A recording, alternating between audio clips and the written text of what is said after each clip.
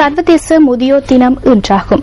வயோதிபருக்காக வாழ்நாள் முழுவதும் தாயார் என்ற பொருளில் கீழ் இம்முறை முதியோர் தினம் அனுஷ்டிக்கப்படுகின்றது.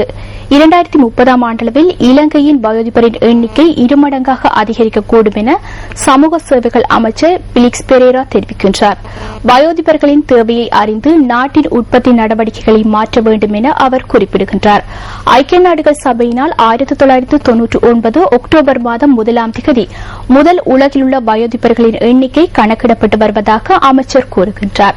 1950ஆம் ஆண்டு 10,200,000ஆகவும் 1975ஆம் ஆண்டு 10,350,000ஆகவும் காணப்பட்ட 70 வயதை கடந்த வயோதிபர்களின் எண்ணிக்கை 2009ஆம் ஆண்டளவில் 10,950,000ஆக அதிகரித்துள்ளதாக சமூக சேவைகள் அமைச்சர் சுட்டிக்காட்டுகின்றார்.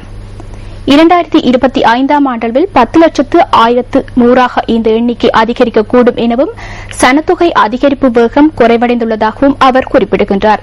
இதனால் எதிர்காலத்தில் பொருளாதார ரீதியான நெருக்கடிகளும் ஏற்படக்கூடிய வாய்ப்புகள் காணப்படுவதாக சமூக சேவைகள் அமைச்சர் பிலிக்ஸ் பெரேரா மேலும் தெரிவிக்கின்றார். இதேவேளை நாட்டின் சனத்தொகையில் 10% வயோதிபர்கள் என சுகாதார அமைச்சு சுட்டிக்காட்டுகின்றது. 2030ஆம் ஆண்டளவில் வயோதிபர்களின் எண்ணிக்கை 22% அதிகரிக்கக்கூடும் என சுகாதார அமைச்சு குறிப்பிடுகின்றது.